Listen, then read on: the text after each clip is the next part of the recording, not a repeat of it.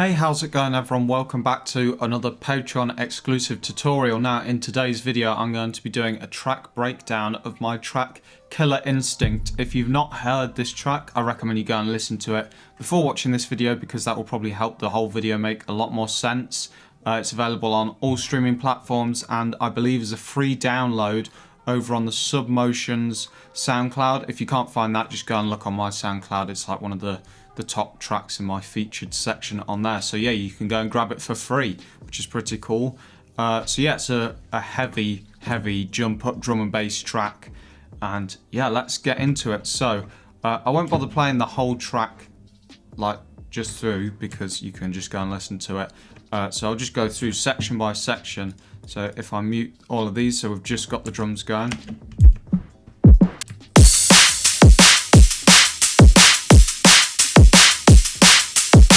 It's a fairly simple drum loop in terms of the different samples and stuff.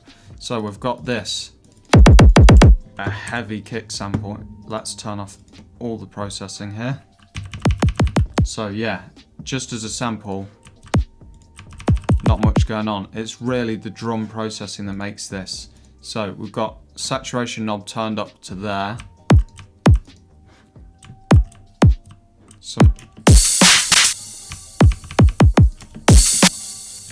I don't know why it sounds so loud there,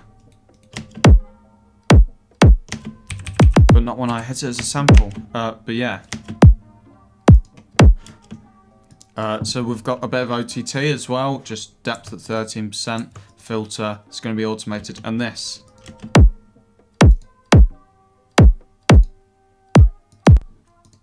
So really you can see that the saturation knob is what makes the difference here, and I think this is going to be the case for a lot of these drums. And we've also got this Fox snare one shot chillin'.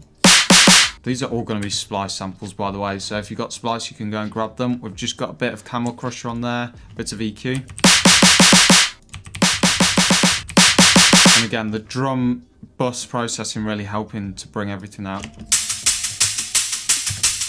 And we've got this hat loop, which sounds really cool. A very aggressive EQ on here. But that just helps stop it interfering with the other drums. So if I was to turn off the effects on the drum bus, and you can hear that really beefs it up. And then obviously we've got the crash, which I use in everything. And the only other drum thing that we've got is this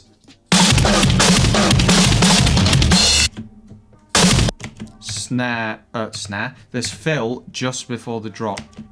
I don't know why that's not in pre-drop fill, but whatever. So just dry. Without the drum bus processing, it sounds like this, and without any processing, it sounds like this. So what have we got on here? We've got some compression and EQ just to kind of slope off the low ends, and some distortion with this Camel Crusher.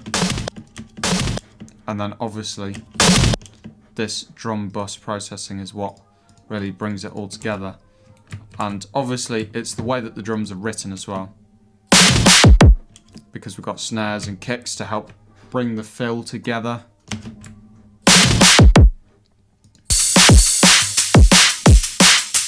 And then if we go through the rest of the track, because really that's all there is to the drums, they're just simple all the way through. Killer Instinct.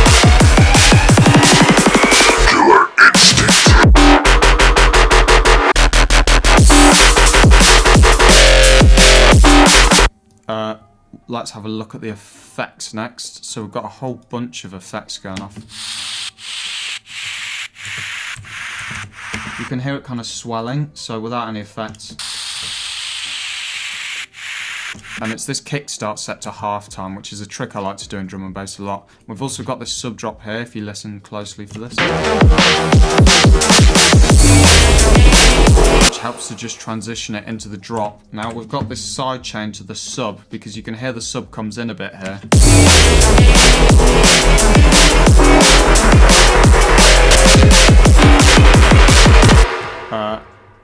And yeah, because it's a sub drop and the sub, we don't want them to interfere, so I've sidechained that. And we've also got these sweeps which just help. You can see it goes into the build up here and into the pre-drop vocal and fill thing. So it just helps to transition more smoothly between the sections.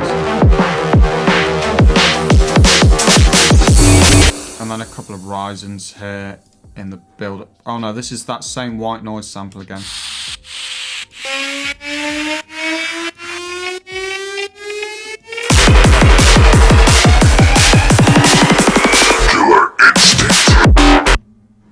Yeah, and then in the rest of the intro we've got this.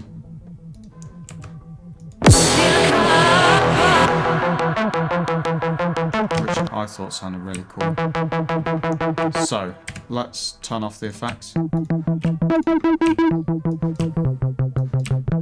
It's fairly simple really. We've got a bit of FM on here, they're both just at 0 on all of these.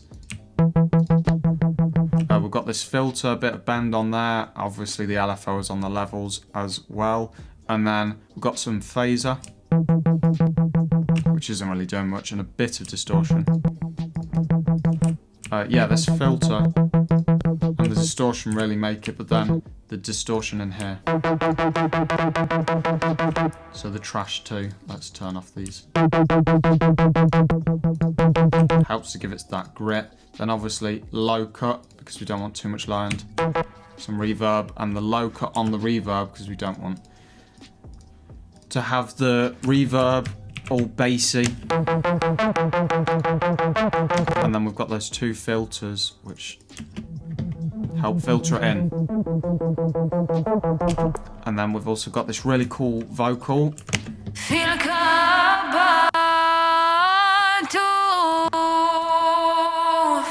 Just cut the low end, add a ton of reverb with a really long decay. That filter's probably going to be automated. And then we've got this filter kickstart set to a half, but obviously only on 44% because we don't want it too aggressive because it's just a vocal. And we also have this. Now this is one of the main things in the intro. It's brass. And now actually you might think this is a sample, but no, it's actually a Serum preset which I found. And it's on Splice, so you can type this in, lead_big brass, go and grab it. Obviously it's an octave lower than I was just playing.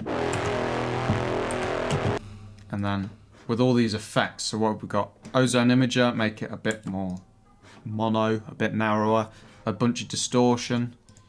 Those filters are going to be automated. And then some sidechain, because it's quite bassy.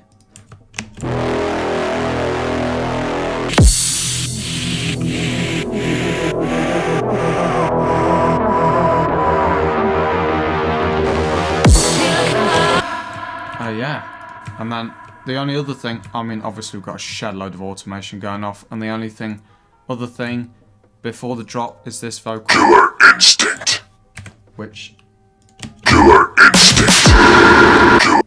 We've just got some low cut on and making it a bit, well, pretty mono using that. Killer Instinct. And then we've got the drop, the bit that you've probably all been waiting for, so we've got this very cool sounding Serum patch. And yeah, most of the sound is actually inside a Serum. So we've got two sine waves, this one down 2 octaves, this one down 1, this LFO shape on the levels. Then we've got FM from A on here, and this is being bent. So if I turn off all of these, it doesn't really sound like anything. This is just out, give it a bit of stereo.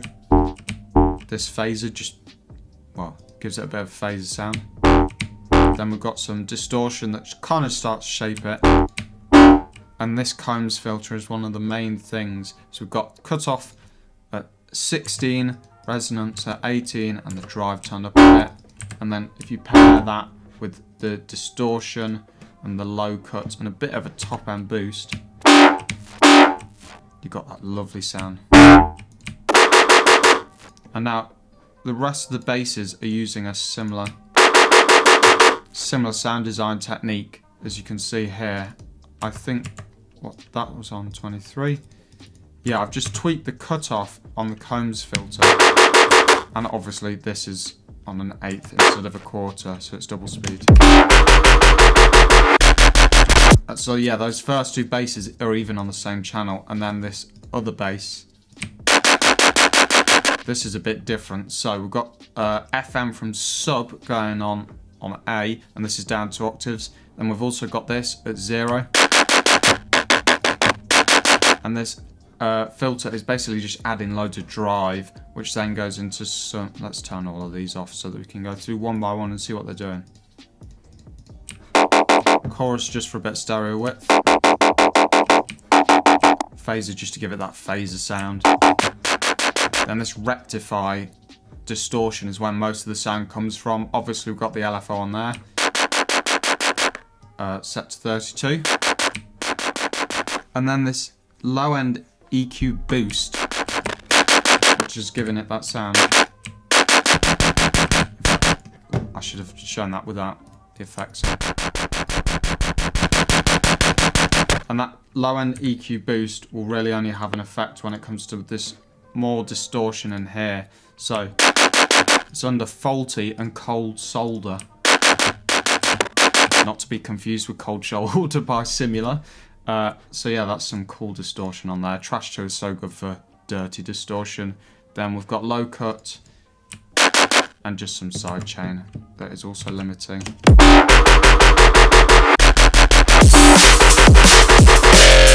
And then we've got this long bass. This is cool sounding. So this LFO is on the wavetable position of both oscillators, and it just helps give it some movement, because if you've got these long basses, it's easy for them to get boring, but if you've got movement like this going on, it helps to keep them interesting. Let me turn off the effects on this channel so you can hear. Most of it comes from Serum. This Combs filter is having a big effect as well. We've got ring modulation from B, and then B has got frequency modulation from the sub, so they're all kind of linked together. Then turn these off and go through one by one. A bit of stereo on here, a bit of phaser type sound from this, and obviously distortion on ASIM because that's my favourite. And multi-band compression just turn right up. Then in terms of effects, just a line cut. That is not doing anything. I don't know why that's on there. That's also not doing anything. And neither's that. Oh, I think those are just from my old mixing template.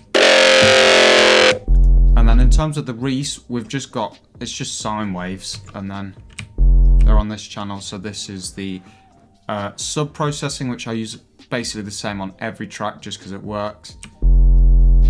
And then this is sidechain to the kick, and oh yeah, this is the sub-drop sidechain from earlier. And we've also throughout got these little reverb flicks.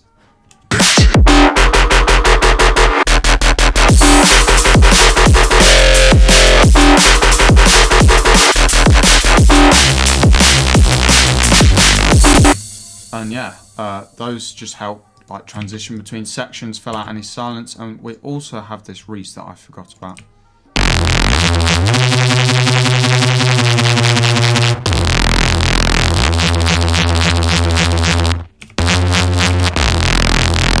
So yeah, without any effects, it sounds cool. That's up 75 on the fine tuning, both down 2 octaves, just the default wave. Some distortion, chorus, compression and filter, so I'll turn all these off.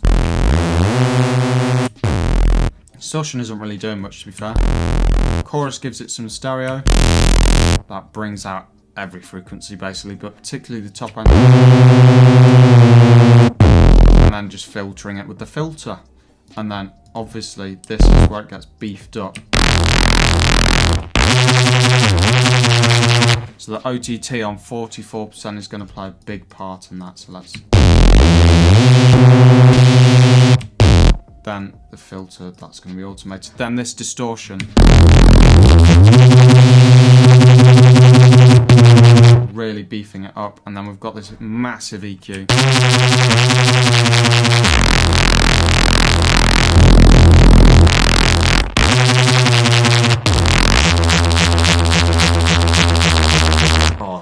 love that sound. And then, yeah, this is just going to be sidechain from the kick because it's a bass instrument, so we don't want it clashing with the bassy kick.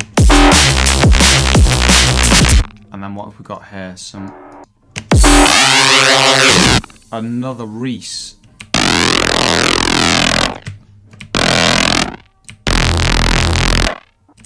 So yeah, it's the same one, but what?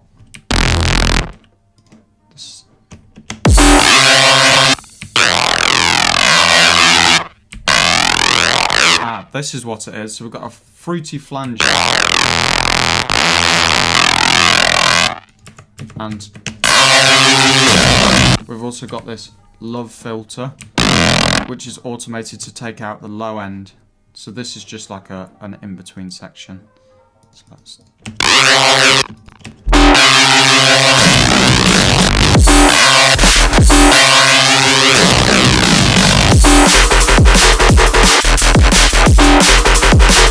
So yeah, it's just a whole lot the same throughout, really.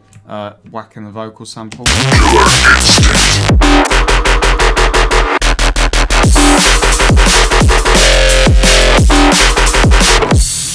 And yeah, honestly, I reckon this is probably up there with one of the best jump up tracks I've made. Personally, in my opinion.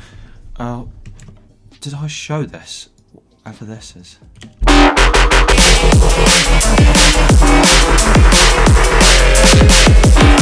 Okay, I think that's a mistake. For some reason I have the same pattern twice in the build-up, but I don't think it will actually play it twice because it's all serum, so I don't think it can do that. But anyway, if you've got any questions about this track that I haven't answered, feel free to leave a comment on YouTube or Patreon or send me a message and I'll do my best to answer whatever it is. But yeah, thank you for watching. I hope you found this useful. If you have any recommendations for what track I should break down next, let me know. And yeah, thank you for watching. I'll see you in the next video. Goodbye.